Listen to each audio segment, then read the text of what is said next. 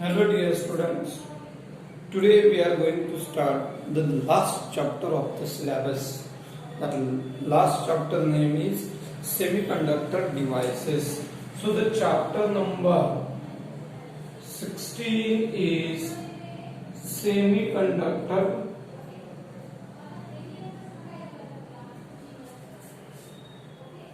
Devices. Now what is there in the chapter? Okay, in this chapter we already had the basic of this chapter in the 11th standard. Now I'll go for some basic revision of the chapter from your 11th standard. What is the semiconductor? Then we can classify the object into three different categories: conductors, which are a good conductor of heat and electricity; insulators are the bad conductors of the electricity and heat. But in between these, there is one more category, that is semiconductors. They are neither a good conductor or insulators. They are in between conductors and insulators. So they can be a conductor or they are insulators. So their conductivity lies between the conductors and insulators. It's called the semiconductors. What are the good examples of this? Then silicon, germanium. These are the two phosphorus carbon.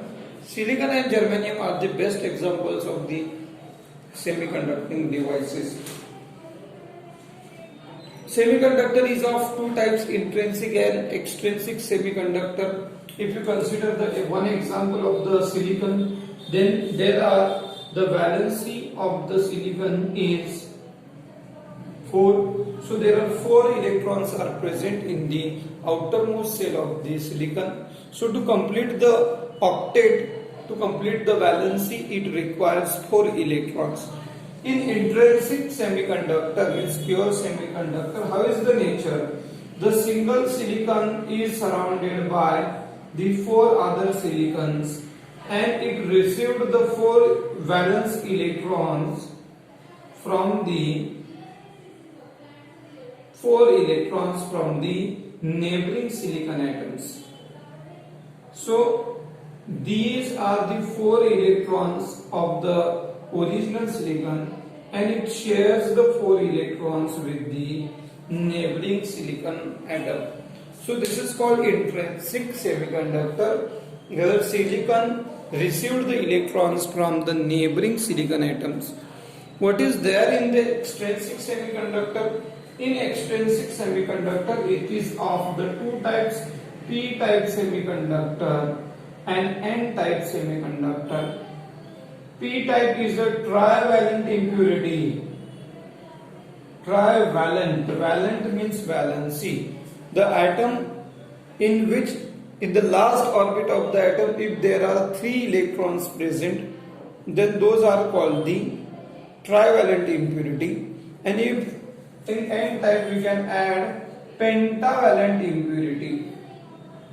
Penta means 5. We can add any element in his last orbit. If there are 5 electrons are present, then we can add, or you can put the impurity of that element into the pure semiconductor, that is the silicon. So by using this type of the impurities, we can make the extrinsic semiconductor impure semiconductor by adding the impurity, means external substance in the silicons. We can increase the conductivity of the substance. So we add the impurity to increase the conductivity of the pure semiconductor. So these are the two types of the semiconductors, in intrinsic semiconductor and extrinsic semiconductor. And in extrinsic there are two types, n-type semiconductor and p-type semiconductor. In n-type semiconductor we add pentavalent impurity, and in p-type semiconductor, we add such an element in which in their last orbit there are 3 electrons. If we add the n-type semiconductor and p-type semiconductor, then we consider it is as a diode. So this is a p-type. In p-type there are p-type semiconductor, there are holes are present, positive holes are present in p-type semiconductor, and in n-type semiconductor there are electrons are present.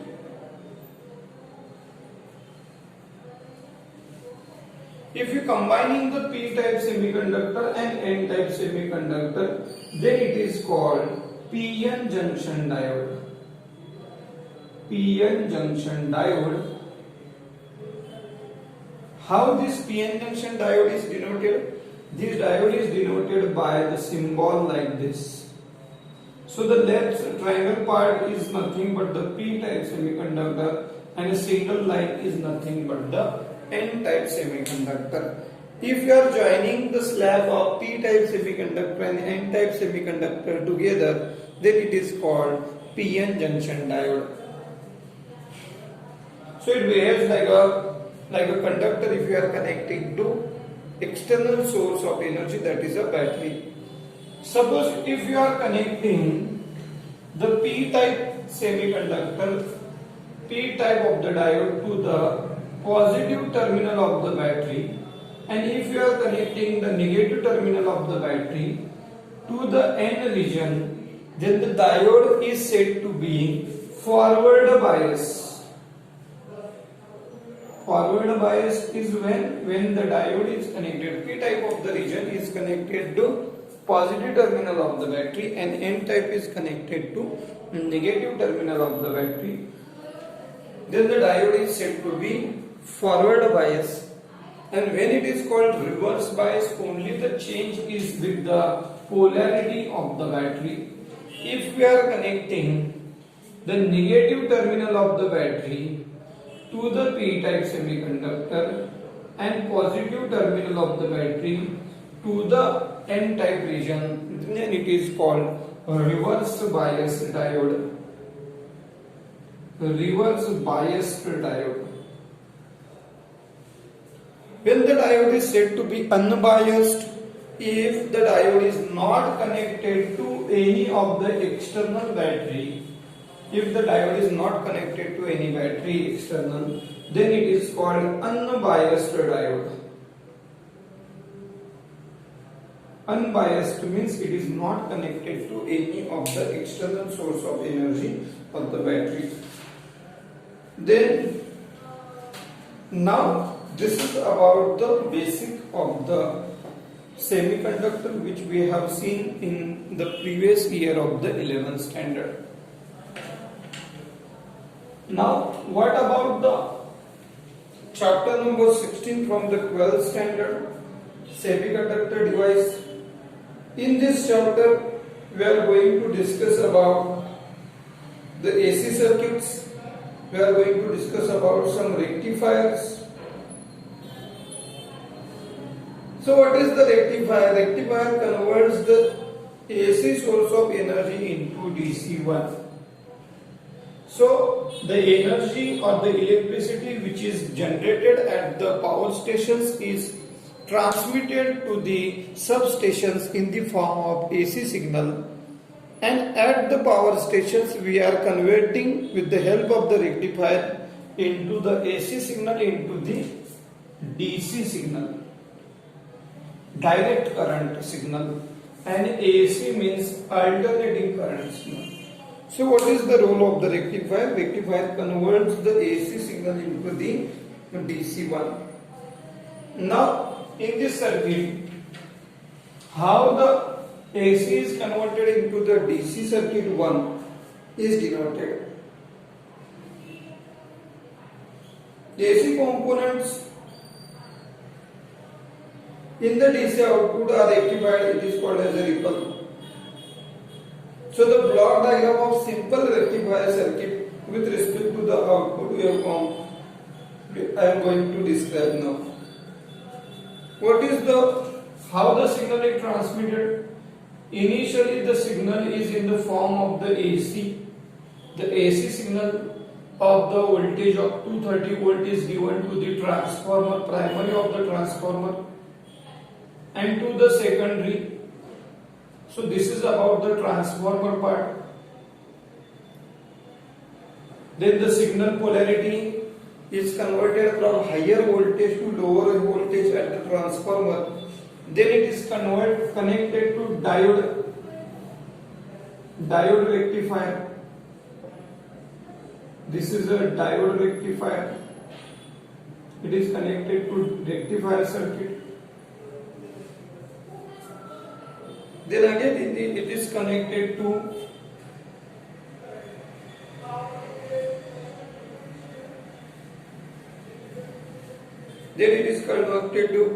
filter circuit. Filter removes the unwanted signal present in the output of the diode rectifier, and again it is connected to voltage rectifier. This is about the voltage rectifier. Again we rectify means we convert the remaining AC signals into the DC one, and finally we are getting the output at the load. Across the RL we are getting the load.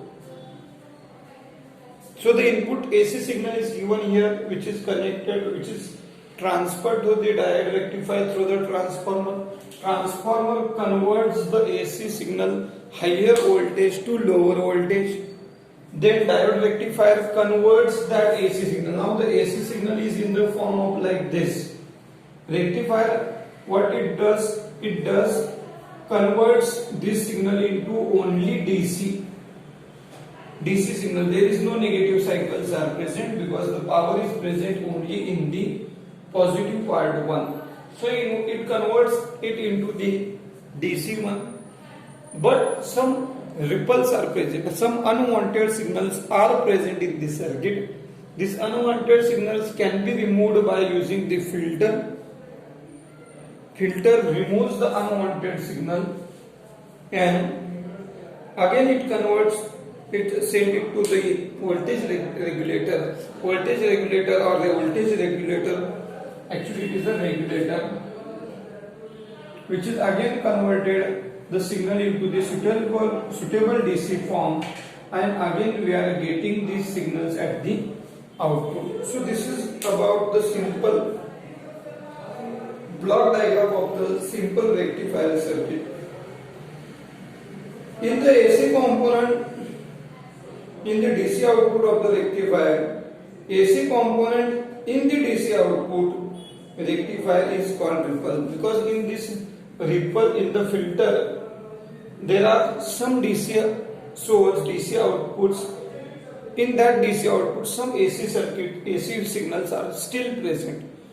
That AC signals which are present in the DC output are called ripples. So by using the filter we remove the ripples, unwanted AC signals, and the voltage regulator filter restrict the output voltage to the desired value. By using the voltage regulator we can change the power on the polarity of the voltage. We can decrease the voltage or we can increase the voltage by using the voltage regulator circuit. So this is about the block diagram of the simple rectifier circuit. Next topic.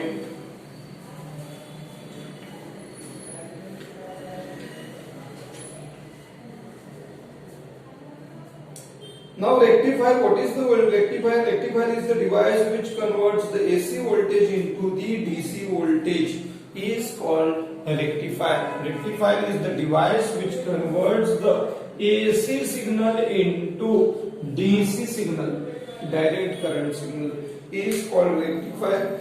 So the rectifier is of the two types. One is the half wave rectifier. This is important question according to the board examination. What is half wave rectifier? Which rectifies only the half of the input signal at the output. How is the circuit diagram of this? If you are looking at the diagram, then initially we have connected to the AC source because we are going to convert the AC signal into the DC signal 1. So what is, with the help of the rectifier we can convert the AC into DC. But if you are only converting the half of the cycle at the output of the AC, then it is called a half rectifier. In half rectifier, initially there is a transformer circuit is present. So there is a suitable transformer. Then we have connected it to the single diode.